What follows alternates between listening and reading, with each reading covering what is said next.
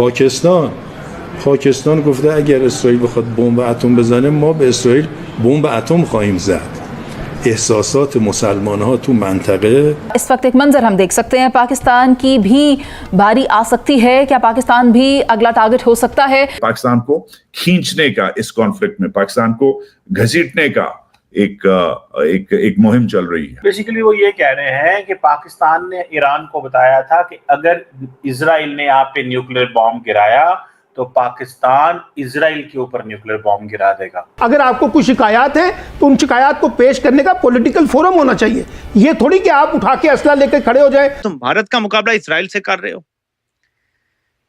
Israel जो पूरी दुनिया को कंट्रोल करता है, जिसके इशारों पे अमेरिकी हुकूमतें बनती हैं. और इस शख्स ने, देखिए आपने कहा अगला टारगेट पाकिस्तान. यस, वो तो नेतन्याहू खुद कह रहा है कि ईरान के बाद पाकिस्तान है, उसमें तो शक ही नहीं. सर ये कहा है आज हमारे जो ईरान के बाद पाकिस्तान है, ये कहा है बेंजामिन नेतन्याहू ने. हमारे खिलाफ इजरायली मीडिया और इंडियन मीडिया में खबरें चल रही हैं कि हमने ईरान को बैलिस्टिक मिसाइल्स के पार्ट्स दिए हैं. अब हमारे जो सिक्योरिटी सर्विसेज हैं उन्होंने कह दिया ये बकवास है, ऐसी कोई बात नहीं है, ये प्रोपेगेंडा है. दिस इज ईरान इजराइल, इसका हमारे से कोई लेना देना नहीं है. पाकिस्तान की जो सपोर्ट है that is all related to diplomatic. Iran और पाकिस्तान उलझ गए तो ना ईरान का तो कुछ बचेगा नहीं. ईरान हमारे लिए कोई थ्रेट नहीं, मगर हमें कोई फायदा नहीं है ईरान को तबाह करने का. हम क्या करें? तेहरान को फ्लैट कर दें, मशहद को जमीन के बराबर बुलडोज कर दें, गजा की तरह बना दें. यार इस वक्त अब या आर या पार करने का, अमरीकियों का साथ देने का वक्त आ गया है. ये असल में जो आप बात कर रहे थे ग्रेटर इसराइल फार्मूला है, जिसने पाकिस्तान तक आना है. ठीक कह रहा है बरलास, ईरान के बाद बारी पाकिस्तान की है. दोस्तों, पाकिस्तानियों को सुनकर हंसी आती है. कहाँ से आते हैं ऐसे लोग? ऐसा लगता है ये लोग हमारे गोले के नहीं हैं, किसी और गोले से आए हैं. कितने तेजस्वी हैं ये लोग. आप सभी हंसते रहिए और पाकिस्तानी कॉमेडी का मजा लेते रहिए. और चैनल को सब्सक्राइब करना और शेयर करना ना भूलें. धन्यवाद. پاکستان گفته اگر اسرائیل بخواد بمب اتم بزنه ما به اسرائیل بمب اتم خواهیم زد. احساسات मुसलमान तो मंतक़े. बेसिकली वो ये कह रहे हैं कि पाकिस्तान ने ईरान को बताया था कि अगर इजराइल ने आप पे न्यूक्लियर बॉम्ब गिराया तो पाकिस्तान इजराइल के ऊपर न्यूक्लियर बॉम्ब गिरा देगा. ये उनकी ईरानियन नेशनल सिक्योरिटी काउंसिल के मेंबर है मोहसिन रजाई, यूनिफॉर्म उन्होंने पहना हुआ है. और वो ये कह रहे हैं कि बेसिकली मुसलमानों के एहसास बहुत ज़्यादा होते हैं. मुसलमान जो हैं वो बड़े मिल के सोचते हैं this and that. This is absolutely wrong. Pakistan की जो न्यूक्लियर डॉक्ट्रिन है that is minimum credible deterrence, और ये इसका जो फोकस है दैट इज और इसका जो फोकस है दैट इज कंप्लीटली जो थ्रेट है पाकिस्तान का उसकी तरफ है. पाकिस्तान की सॉवरेनिटी, टेरिटोरियल इंटेग्रिटी. हमारे कोई आइडियोलॉजिकल अलायंस नहीं है थर्ड पार्टी कॉन्फ्लिक्ट के साथ. We do not have an ideological alliance with any third party conflict. We have a minimum credible deterrence. It's focused, जो इसका फोकस है वो पाकिस्तान की सॉवरेनिटी, टेरिटोरियल इंटेग्रिटी. और जिन लोगों को पता होना चाहिए कि पाकिस्तान का जो मिसाइल प्रोग्राम है, ये न्यूक्लियर वेपन जो है वो तब इस्तेमाल होंगे अगर इंडिया पाकिस्तान पे हमला करेगा. इंडिया पाकिस्तान को पॉलिटिकली डिस्टेबलाइज करेगा, इंडिया पाकिस्तान को इकोनॉमिकली डिस्टेबलाइज करेगा, इंडिया पाकिस्तान की आवाम या फौज पे इतने ज़्यादा हमले कर दे कि पाकिस्तान जो है वो कमज़ोर हो जाए.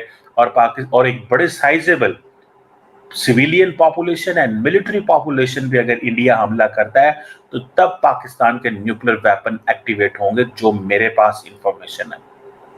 कोई प्रेसिडेंट नहीं है, कोई लॉजिक, स्ट्रेटेजिक लॉजिक नहीं है कि हम जो है वो न्यूक्लियर अल्टीमेटम दे दें थर्ड पार्टी के कॉन्फ्लिक्ट में. दिस इज ईरान इजराइल, इसका हमारे से कोई लेना देना नहीं है. पाकिस्तान की जो सपोर्ट है that is all related to diplomatic, political and moral. हम सपोर्ट देते रहेंगे. जहां ईरान कहेगा पाकिस्तान डिप्लोमेटिकली ईरान के साथ खड़ा होगा. और इस शख्स ने, देखिए आपने कहा अगला टारगेट पाकिस्तान.